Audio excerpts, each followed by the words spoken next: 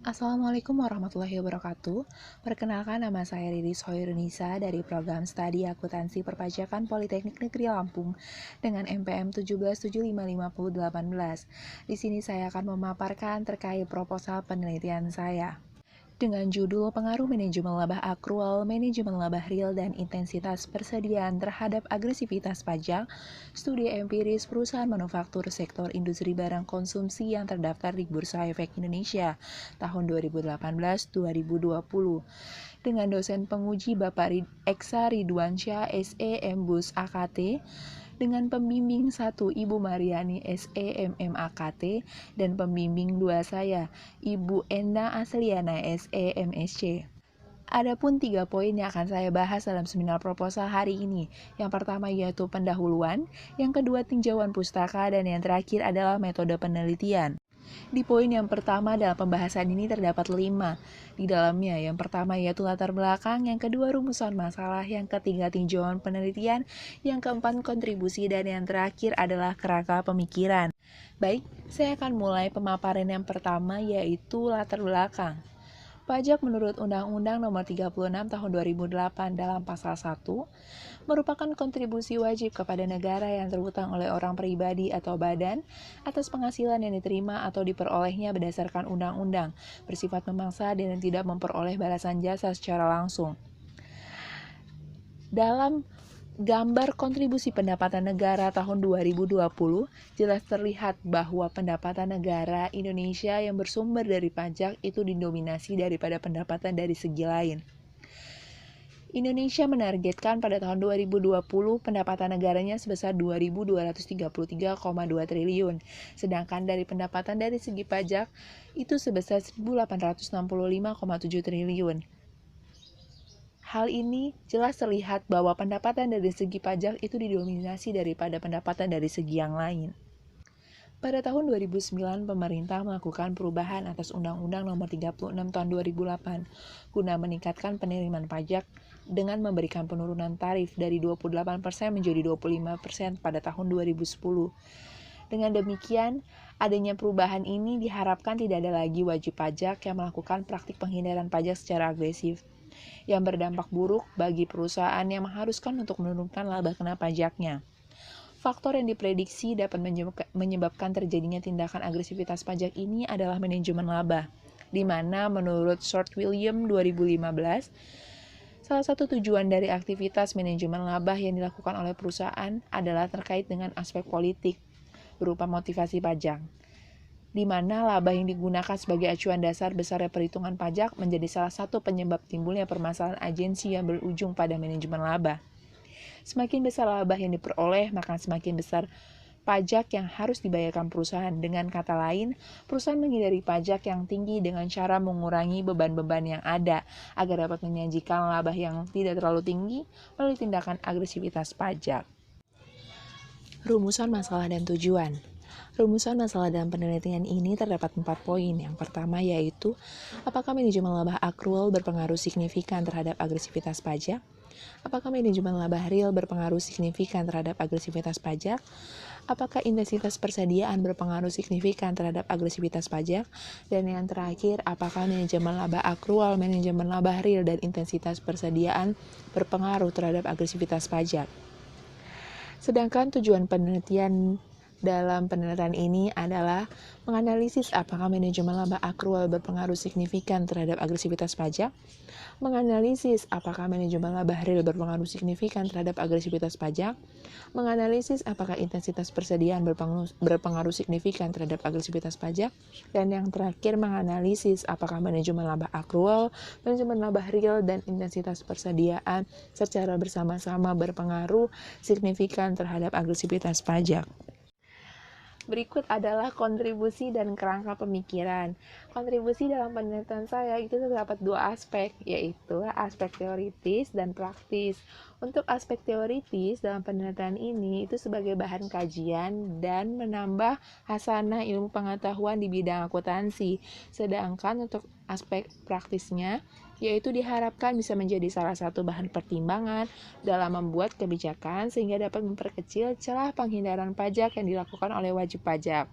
Nah, berikutnya adalah kerangka pemikiran, di mana di dalam kerangka pemikiran ini variabel X sebagai variabel independen itu terhadap variabel Y sebagai variabel dependennya, dan ada variabel kontrol yang untuk mengontrol terkait dengan agresivitas pajak di variabel dependennya.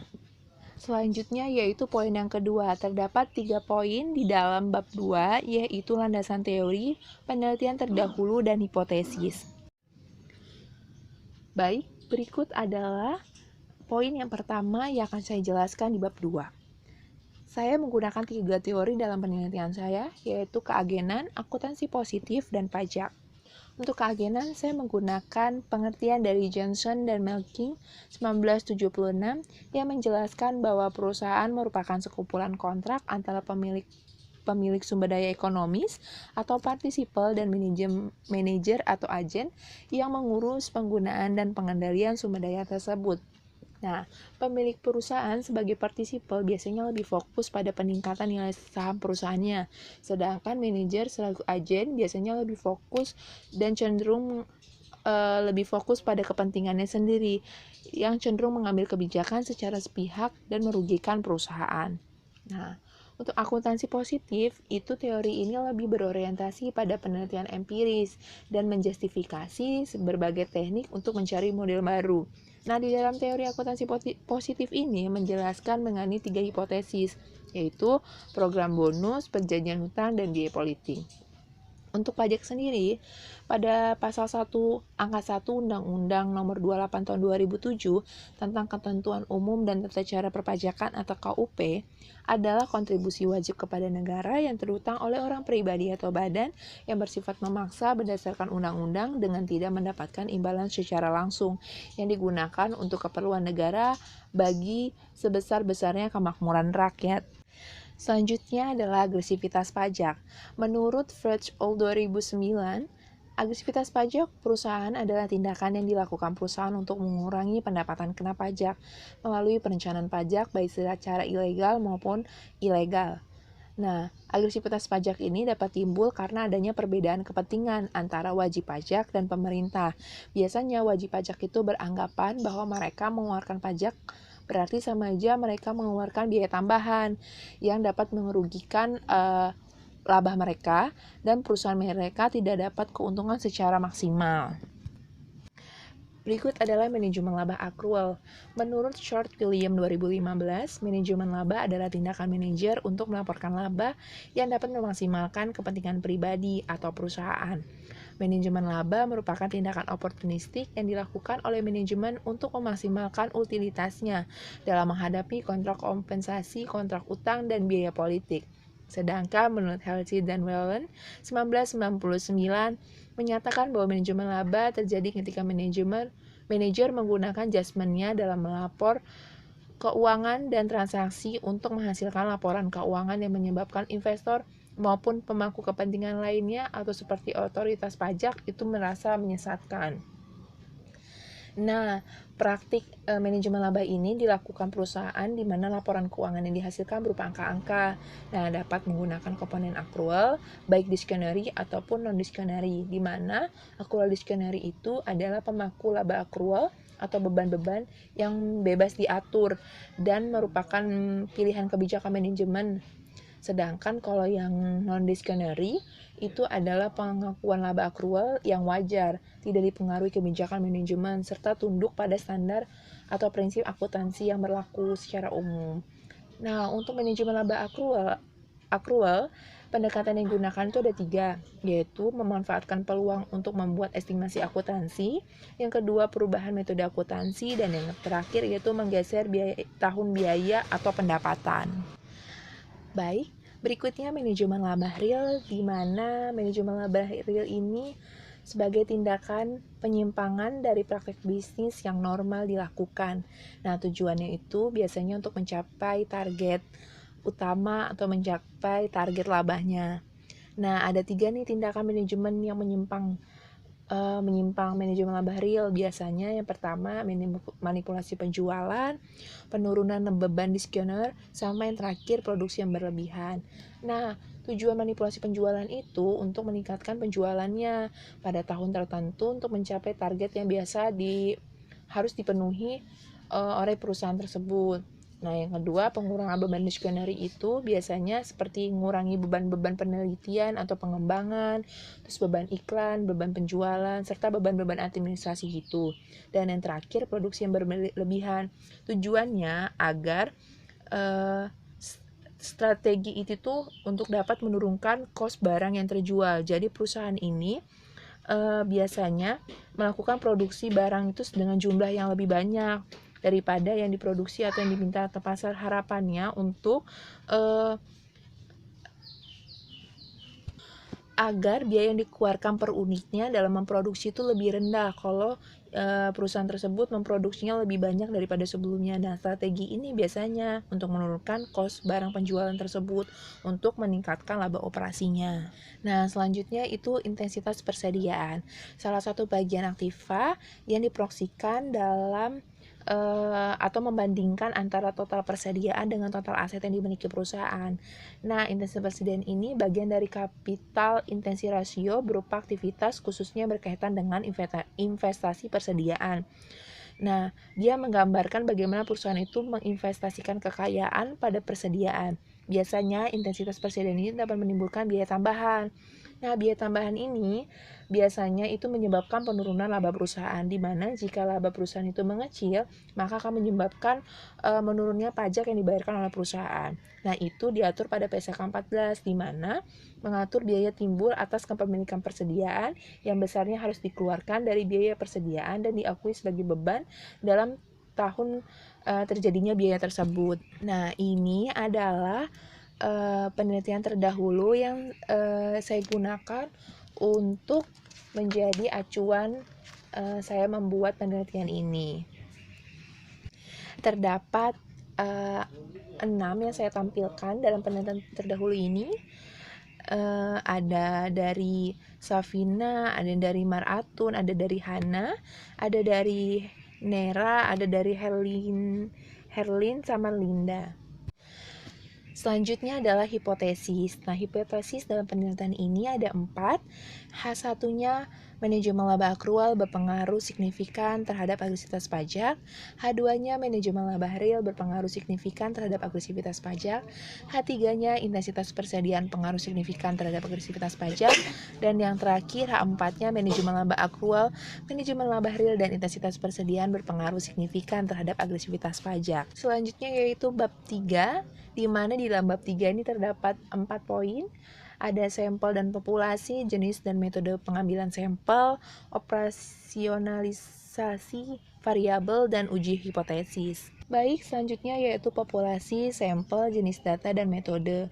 Untuk populasi sendiri, saya menggunakan perusahaan manufaktur sektor industri barang konsumsi yang terdaftar di Bursa Efek Indonesia tahun 2018-2020. Untuk sampelnya, saya menggunakan teknik purposive sampling, di mana sampel yang saya gunakan 30 perusahaan, jadi jumlah data observasinya 90 perusahaan, yang didapat dari 30 sampel dikali 3 tahun karena saya mengambil 2018, 19, dan 20.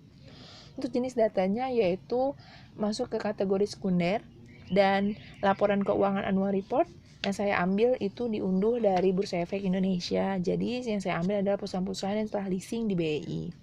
Untuk metode yang saya gunakan yaitu studi pustaka dan dokumentasi.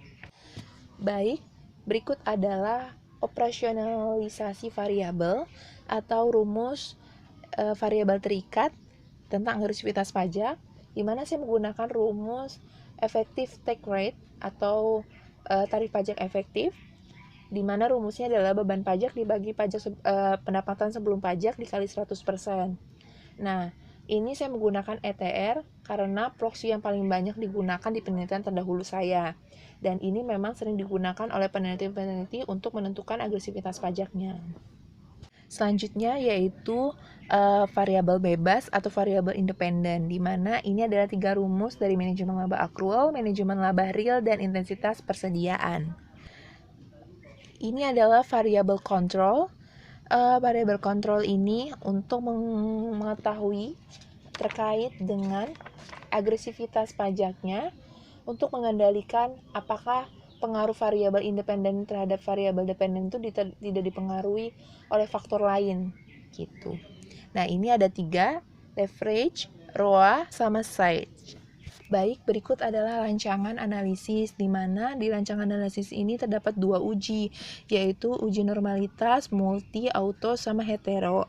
Nah, untuk normalitas ini, saya menggunakan 2 grafik dan statistik. Kenapa menggunakan 2? Karena saya mengharapkan hasil uji yang saya gunakan itu akan lebih valid dan lebih tepat.